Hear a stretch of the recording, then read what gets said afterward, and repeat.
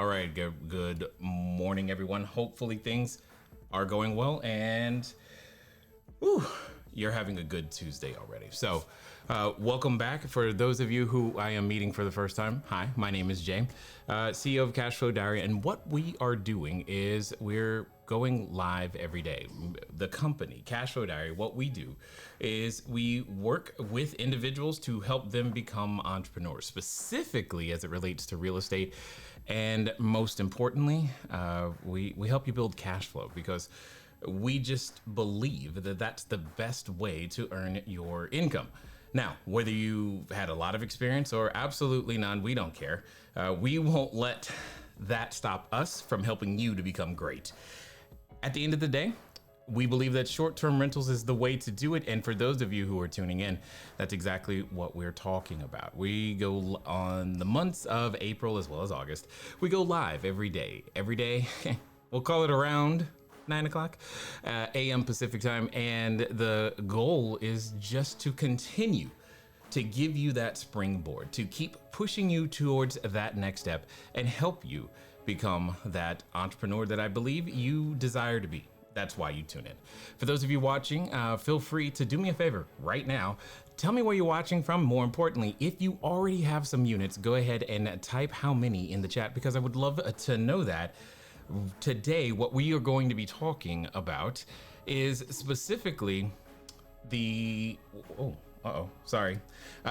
what we're going to be talking about is specifically what that short-term rental business looks like. Now, a number of you have submitted questions and comments and all these types of things before. If you did not get a chance to do that, one of the things you're going to want to do is to go over to cashflowdiary.com right now, cashflowdiary.com/ask. cashflowdiary.com/ASK, because go ahead and submit your question. We'll see what we can do about still getting it on the air today. But most importantly, for those of you who have wanted an opportunity or had hoped at some point to get your questions or maybe you had a lot of questions and you wanted to be able to get your understanding, your comments, you wanted some feedback, some back and forth. One of our complimentary coaching sessions is actually coming up tomorrow. So for those of you who go over to cashflowdiary.com/ask, make sure you ask a really good question, because what we're doing is we're choosing from the best questions in order to bring that person on live. And tomorrow, what we will be able to do is converse about your question, help you take that next step in your journey and continue to build your business. So just go over to cashflowdiary.com/ask. Now, as I said, in this particular session, what we're going to be doing is we're going to be answering a significant number of questions, and we're also going to be talking about what does a short-term rental business look like. If you've got a question around that and you haven't submitted it, now is definitely your time. More importantly though, when we come back, we're going to jump right into it and be answering questions like, how many properties do I need to have in order to turn my hobby into a business? What is the best way to get more rentals, aka short-term rentals? And do I need to own the property I'm using as a short-term rental? And many, many more. So if you haven't already, feel free, grab some coffee, get your donut and a banana. By all means, tag a friend, hit that share button, and I'll be right back.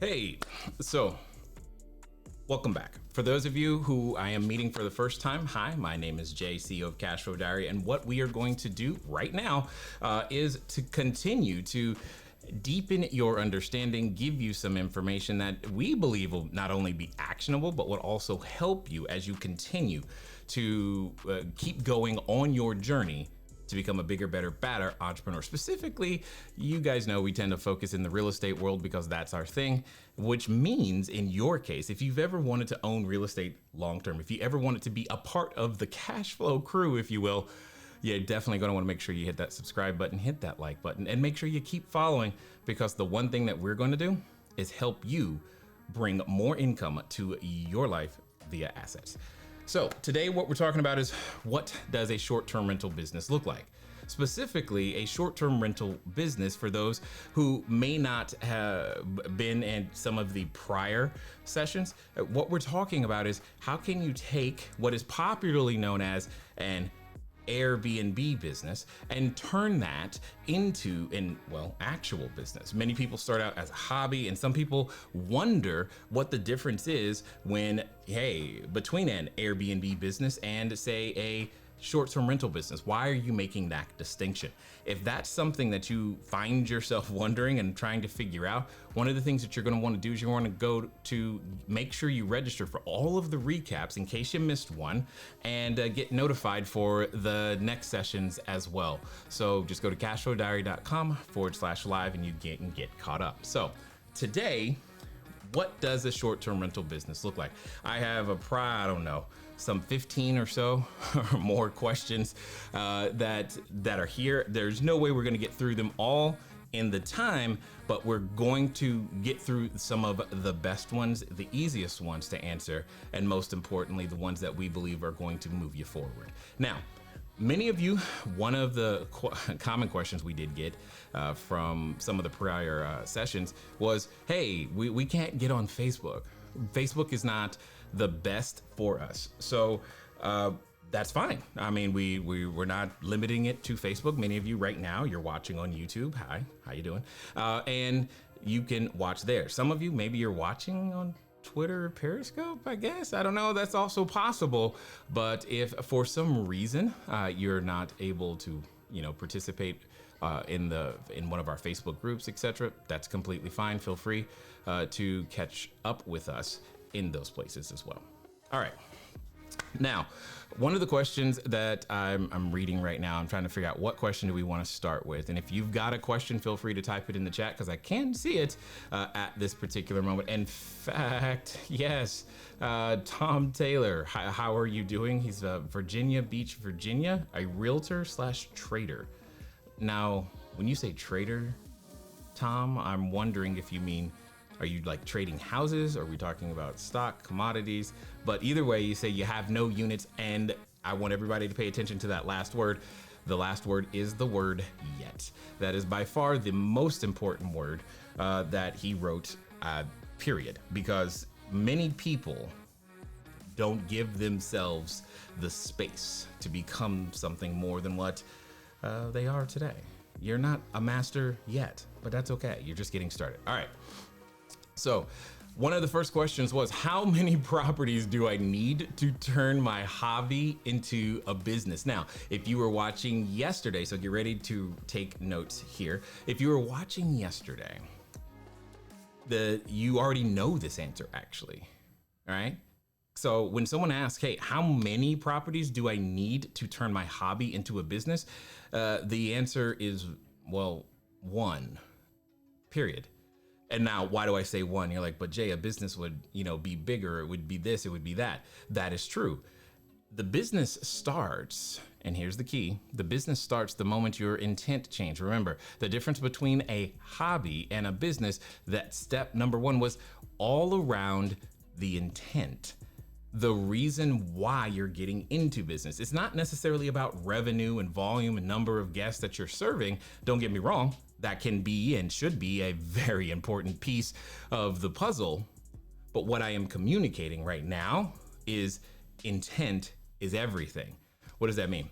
There are individuals, when you're looking at a short-term rental business, there are three types of customers. Someone write this down in the chat. 3 types of customers. I'm going to go through them right now. So for your short-term rental business, there are just really 3 big categories. Those 3 big categories, I tend to liken them, if you will, to some very popular retail chains that you may be familiar with. Now, for those of you outside the US, you may not be as familiar as some of these retail chains that I'm about to name. So I will also describe them because you have an equivalent in your marketplace as well. every time you're looking at any sort of product or service, every business, so specifically your short-term rental business, there's what I call the Walmart customer. Now, Walmart's not good, it's not bad, they're really great at what they do. They make a ton of money. But they serve a particular demographic. They serve often people who are looking for those everyday low prices. And again, great. I like deals all the time. Trust me. Just ask my wife or anyone who's near me about how many times I'm talking about a cashback this or a discount that. It is just the way I'm built, and I love it. So Walmart has a particular demographic. Right above that, you could say Target is another store, and it also has a completely different demographic. And oftentimes I joke and say the difference between Walmart and then to Target is simply a clean floor and a Starbucks being inside the actual location. Now, right above Target, we then have Nordstrom, which would be the higher end of the retail market. Yes.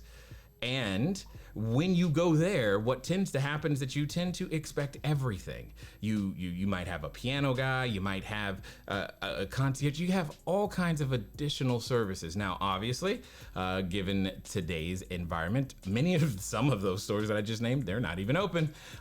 However, you get the idea. Each one serves a different market. So when we're talking about your short-term rental business and why all it takes is intent and not a volume of properties to make the difference, the reason that is simple. It's just because the only thing that is required is that they change the purpose. Here's my point. Walmart, Target, and Nordstrom all make money, right? Because they all make money, then it's not about money. It's about choosing whom do you want to serve.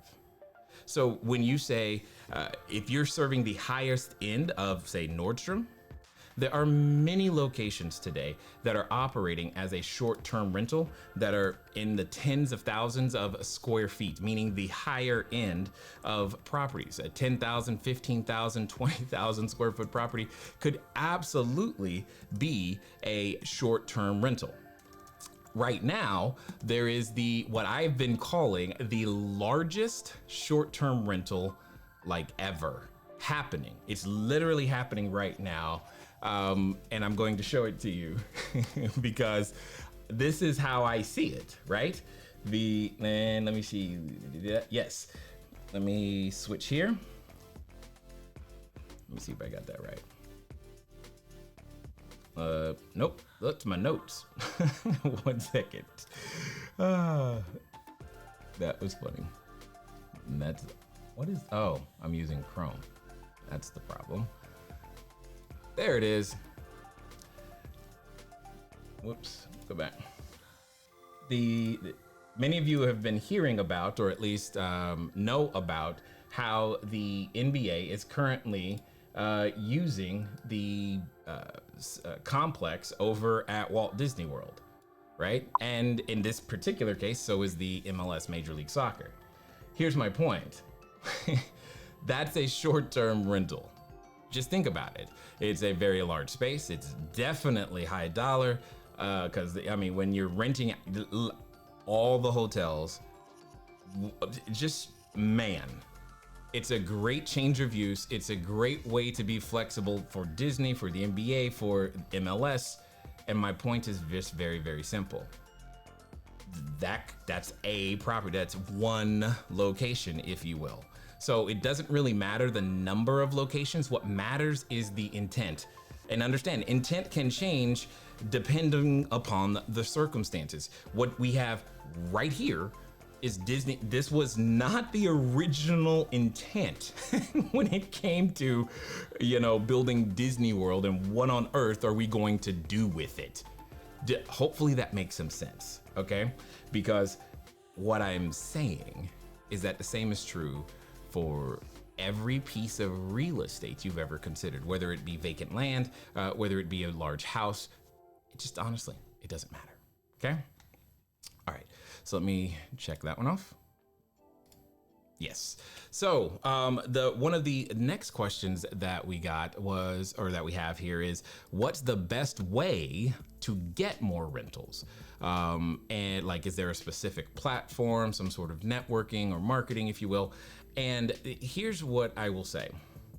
The absolute best way, bar none, here's the number one. Somebody get ready to write this down. If you want to increase your highest probability of being able to obtain a short-term rental, you ready? What you are looking for is an owner-controlled building that is owned by an person who used to do commercial real estate. Now, in my world, that typically means I'm looking for an apartment building, but it doesn't have to be. It can be a single family house. But when it comes down to the highest probability, it is an, I'll say it again, somebody type it in the chat, everybody's trying to take notes. Owner-controlled building owned by a person who used to do commercial investing. And I'm gonna add one more caveat to that, all right? That building is in the middle of a rehab and they're almost done. Like, I love when I can find a building that is almost done, 100% in the rehab process, which also means they're completely vacant. And that is the situation. That is by far the most perfect target that you are looking for. Now, what does that mean? How do you find them? Can you find them by marketing for them? Absolutely. You could run an ad. You could put that ad anywhere. Can you find them by networking and working through the individuals that you know? Well, yes. Is there any one specific platform, holy grail, swimming or fishing pond or pool? No, sorry. Just not. However, here's what I will say, okay? What I will say is this. Well, I'll say it this way. Everything works and nothing doesn't. Someone type that in the chat for me. Everything works and nothing doesn't. What does that mean? That means whichever method you're going to use to dig for your gold, use that method. The one that you will do most consistently is the one that works. Now, what I'm going to do really quickly is I'm going to bring up a technique that it's going to be completely counterintuitive. Most of you won't do it, and it still works.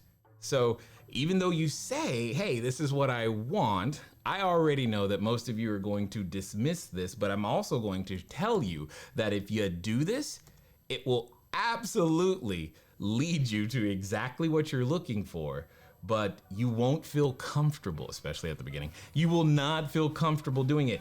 In fact, there will come a day, because this works so well, that you will intentionally stop doing it because you have too many leads.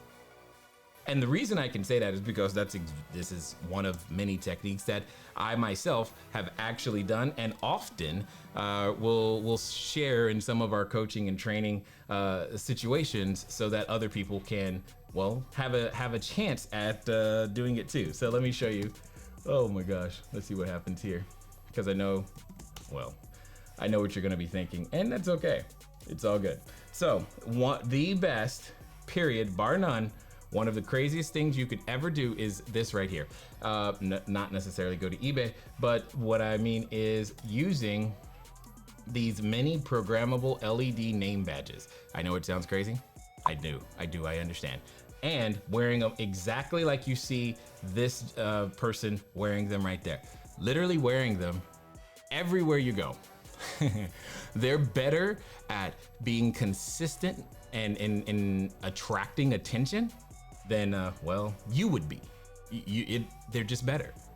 And you program things to ask a very specific question so that individuals begin interacting with you. Now, this is perfect for all of you introverts like myself. If that's you, this will start more conversations. I don't mind if someone like starts a conversation with me, but don't ask me to initiate one because it's just not gonna happen.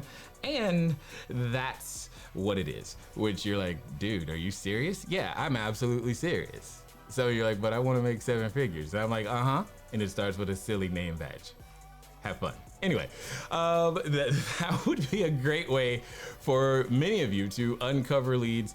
And like I said, I'm aware, you know, you're not gonna do it, but hey, you can't say you didn't have a way, so now you do.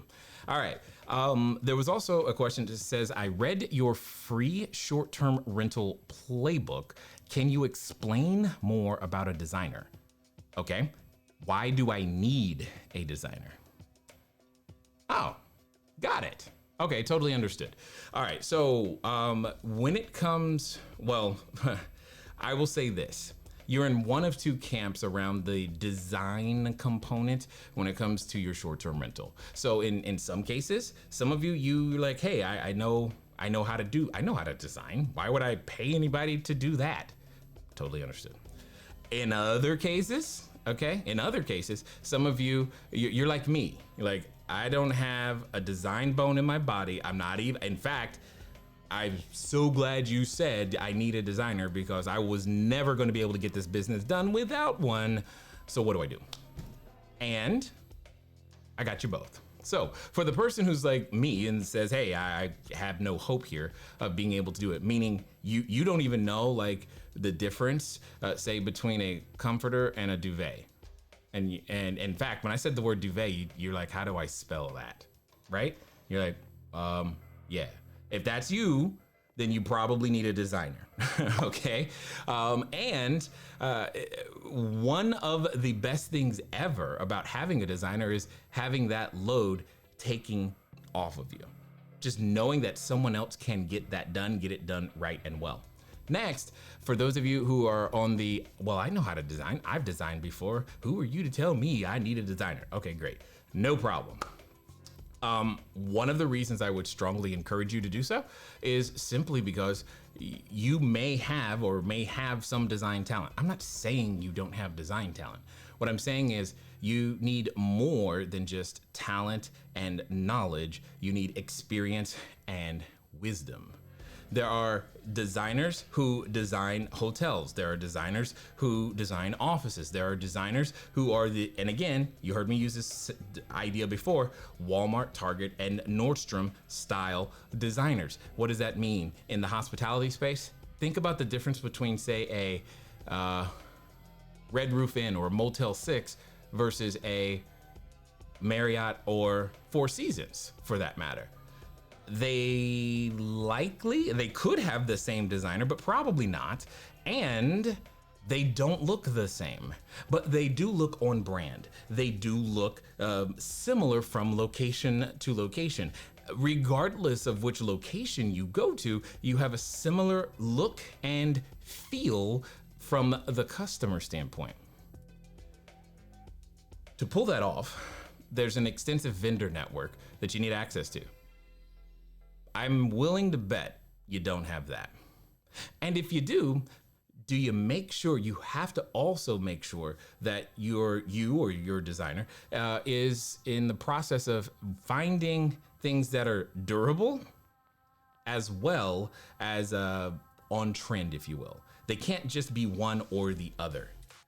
And let me be even more clear. For most of you gentlemen, I am saying and trying to be very clear when I say you are not the designer. Okay. Let me go one step further. For those of you who thought, oh, I'm just going to go to IKEA, please go get a designer now. Okay. Ultimately, you need a designer because I have made the assumption that what you want is the highest amount of revenue, and you want the lowest amount of expenses. That's what I made the assumption. That you want to be able to earn the top dollar for your location, whether it is serving the Walmart, Target, or Nordstrom customer, and your operational expenses will be as low as they possibly could be. If that's what you want, that's why you need a designer. Hopefully that completely answers that particular question. There are many individuals that make up a business, many different ways to skin that cat, as I am often fond of saying. Yet, when you're first starting, one of the best things that you can do is to leverage the experience and wisdom. And when I say wisdom, here, this is what I want you to hear. I want you to hear someone else already made the mistake and paid full price. I now get to get that information, that understanding at a discount. That's what it means to access someone else's wisdom. Hey, I went down this road. It did not go well for me. I paid full price. If you'd like to avoid that, do this, which in this case means get a designer because it's going to ultimately result in a better customer experience. And this business, make no doubt, is all about the review and the customer experience. So, what I want to do is I'm gonna scan the chat real fast because I'm curious. I've seen a lot of things scrolling by. I want to see if there's a question or two in there that I can pick up before I continue with some of the ones that I see right here in front of me. All right, and let me see. That was scrolling, and who is there? There we go. Lots. Oh, everything works and nothing doesn't. You guys got that. No way I will. Someone said, no way I will never have too many leads. Yes, you will. Yes, you will. Let me tell you what that means. Too many leads is you have a situation in which the quantity of leads that you have, you are not able to follow up with effectively, keyword, in the time frame before that person chooses to go solve their problem some other way. See, when you have a landlord to talk to, then that's only one appointment, maybe two that week. When you have 20 to talk to, all of those landlords in this particular case have a vacancy and they're trying to fill it, and they're not going to wait for you. And when that 20 becomes, I don't know, 200, then you are overwhelmed. So I hear you. I hear the desire. You're like, there is no way I could ever have too many leads. And you can. That's all I wanted to say, but that's a very reliable way to go and generate them. So I like the idea though. Yes, you guys are great. What on earth are those? I don't know if you guys remember Black Panther, that and there's this scene in the movie where Shuri is talking to to T'Chaka, okay, and she's looking at his feet and she goes, what are those? That's exactly what I was thinking of when I see this. How do you use them? Exactly like I said, you literally program you program the message. That's all you do, and then you stick it right here. And that's it. It does the work as you are in front of other people, because what ends up happening is that you create a situation in which people ask you questions. They interrupt your day and end up volunteering themselves as potential prospects for whatever the product or service it is that you're looking for. So if you're looking for landlords, great. If you're looking for capital, great. If you're looking for more corporate business or customers, great. All of those things are there for you for your taking. So hopefully that makes sense. Oh, look at Tom. Tom is saying he is buying one right now. Awesome. So the next step though, Tom, is once it arrives is you got to still use it. So you're not there yet, but you're making progress. I love how he is moving at the speed of instruction. That always gets me kind of excited, just so you know. Oh my goodness. Oh, come on people. Why not IKEA? Okay, remember I said it has to be durable, right? So I'm not saying that IKEA has bad furniture. I'm talking about for your durable furniture. These are your couches, these are your beds, these are your chairs, dining room tables. These are various things. So one of the many considerations when it comes to knowing that you are serving many different demographics of individuals is you don't know their size and their weight, and they're not all like you. So these things matter. For example, I am on the taller side of life, right? When you go to IKEA, you may get the chair that's honestly small for the small tiny person, or AKA anyone under 6 feet. Or you get the bed. Queen size beds get on my nerves. Now that doesn't mean you can't use queen size beds, right? But you want it to be durable because you don't know the size and weight of the person. And it's really, really important, unless you want to keep replacing things, that you take that into account from the beginning. So some of our furniture is actually custom because we tend to cater towards the larger side of individuals. And I'm fine with that because it lasts, it can get beat up. I mean, it can go through a lot and still perform well. And that's what you need. You don't want to be in a situation to where you're trying to, I get you want to lower your startup cost, but what's more expensive is having to interrupt your operations in the middle of a reservation to replace a desk, table, chair, oh my God, bed, those things. So there are certain things you just can't do. Now, if you're talking about your dishes, your cups, and things like that, knock yourself out, have fun, IKEA all day. But it's the durable things that I'm concerned about. That's primarily where we're going. All right, so let's keep going and get a couple more questions here, and we will be able to, we'll wrap things up, and then we'll tell you about what's coming up tomorrow and go from there. Let's see. Oh, that actually reminds me, for those of you who are wondering, like, how can I get my questions like pre-submitted? Just want to go over to CashFlowDiary.com/ask. Another reason you want to do this is because tomorrow, anyway, we will be bringing somebody on live to interact. So if you have a question or a series of questions and you want to chat up about, hey, here's my question, or here is how it relates to the business of short-term rentals or real estate, etc. Feel free. You're gonna go there. Make sure you put your question in there, and you better make it good.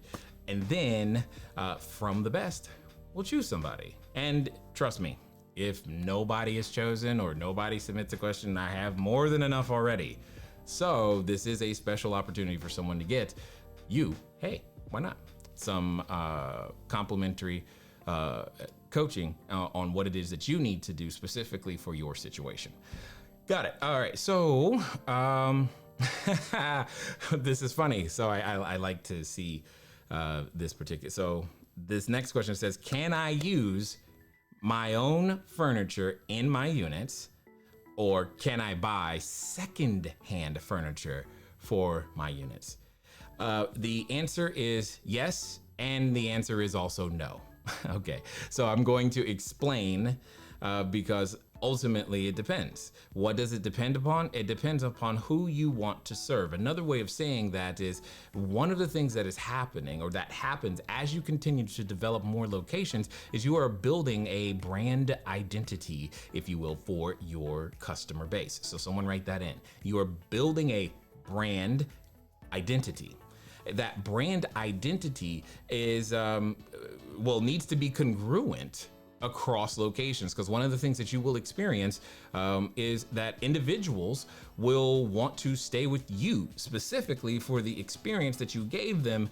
And if your brand identity is not consistent across all locations, what ends up happening is, well, now you've got a problem. Your problem is simply that there's only one room that gives them the experience that they're looking for. And that could be a problem, especially if that room is filled already. So now they're choosing to go stay somewhere else. That's a problem. I see that as a problem, because you want to retain the customer. You want them to come back. One of the most expensive things in business is customer, write this down, most expensive thing, customer acquisition. You already paid once to get that customer. Don't pay again.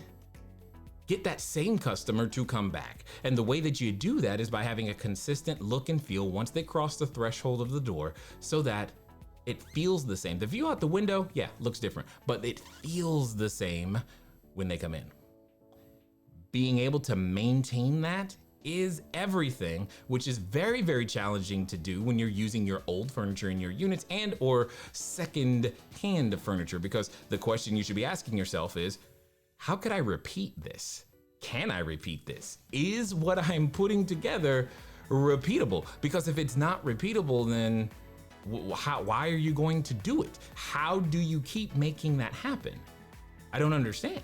That's the problem when you have many locations. Now, I've told you why it wouldn't work, but let me also say under what circumstances it does. It does in two ways. One, I've seen it work best, like say if you have a larger house or you have a house with a basement that's maybe unfinished at the bottom.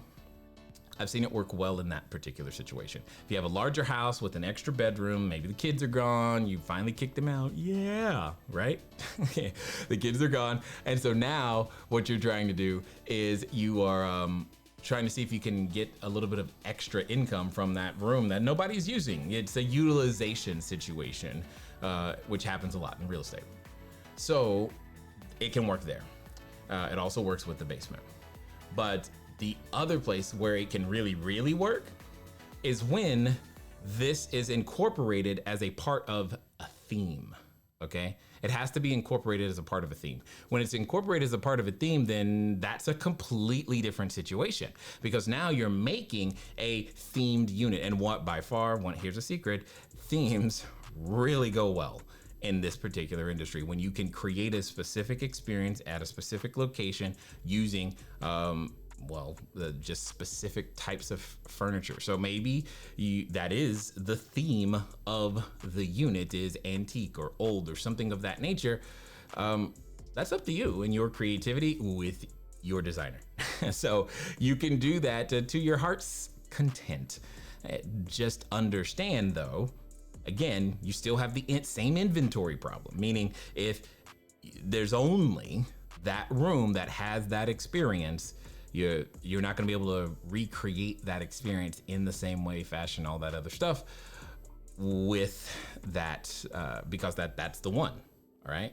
But it can also work well, which means it can usually generate more revenue per square foot, which is another metric you want to measure because you are simply able to have a higher demand for that same space, AKA it costs more per night to stay there. So that can also work in your favor. One of my favorite themed units that we're running right now is, yes, Marvel. That's all I'm gonna say, and it's awesome. So just keep that in mind as you continue. All right. Whew, man, there are a ton of questions. There are still more. I can see that we have a number of people participating in the chat, and I absolutely appreciate it. Thank you very much. Continue to do that, please, because that is what it comes down to at the end of the day is you're building a business. I know it feels like, but it's just a side hustle. No, it's so much more, so much more. One of the things I do my best to try to educate and tell people is that imagine this, because this is what you're doing. Imagine that you are able to put yourself, your family in a situation in which whatever you earned all last year, whatever that was, last year, think about last year's numbers. Okay, you got that? Whatever you earned all last year, imagine that annual number happening every month. I'll say that again. The annual number happening every month. Okay.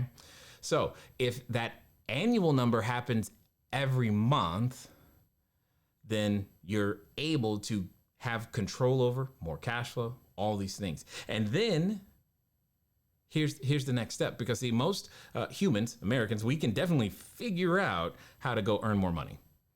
The challenge is that we end up sacrificing more time. We know how to go back to school. Let me get another job. Let me do that. You know what I'm saying? Side hustle, gigs, all this other stuff. We know how to do that. The real question is can you increase your income while decreasing your time in order to generate it? So you take that, imagine that annual number that happens every month, but on 1 hour a day. 1 hour a day. Your income to time ratio gets out of whack. Most importantly, you are now in a completely different position when it comes to your kids asking you, can I? right? You have a different answer for that.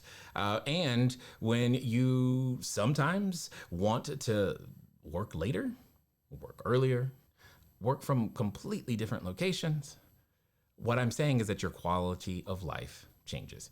I say it improves. I say it improves greatly. I say that most people, that means you, we're wasting our time at a job doing something we really don't want to do. We would rather be doing things that we care about, right? And some of you, maybe you're lucky, you like what you do and you care about what you do, and you're one of those few. There aren't many or enough. And my only point is this: what we are here to do, what Cashflow Diary exists to do, is to help you learn how to build income that doesn't require your time. If this has been helpful for you, do us a favor. What I would love for you to do is to go ahead and click that like and subscribe button, especially for those of you on YouTube. If you know, hey, I got a question and I would like to have a shot to maybe get this, I need just somebody, please help me get unstuck. What you want to do is you want to go to cashflowdiary.com/ask, ASK. If you are concerned that during the month of August that you might actually miss one of these sessions and you found this one valuable, what you're going to want to do is go to cashflowdiary.com/live. That way you'll have access to all of the ones that we're creating and doing right now. Because I don't think you want to miss any of them, because you never know what question is going to unlock something that you might need to know or to say. And for a select few of you, what we are doing later is, we often do 9-day training sessions where they are intense, and their goal is one thing: get you to your first unit. If you want to make sure that you are in line and know when the next one is happening, you want to go to cashflowdiary.com/learn live. In the meantime, here's what's going to happen. You are probably going to rewind, watch some of this again, try to take some more notes and pick up on the stuff that you may have missed. And ultimately, you're going to open your calendar, because at 9 a.m. Pacific time tomorrow, we will be back. Now, tomorrow, as I said, we're going to be answering some more questions, and somebody, I don't know who, maybe you, who asked a great question, we're going to be chatting live about that particular question and whatever it's going to take to get them from where they are to their next stage of their business. So if you want a shot at that, make sure you, again, go to cashflowdiary.com/ask. That's ASK. In the meantime, ladies and gentlemen, it has been fun talking to you guys. I do look forward to talking to you soon. Until next time.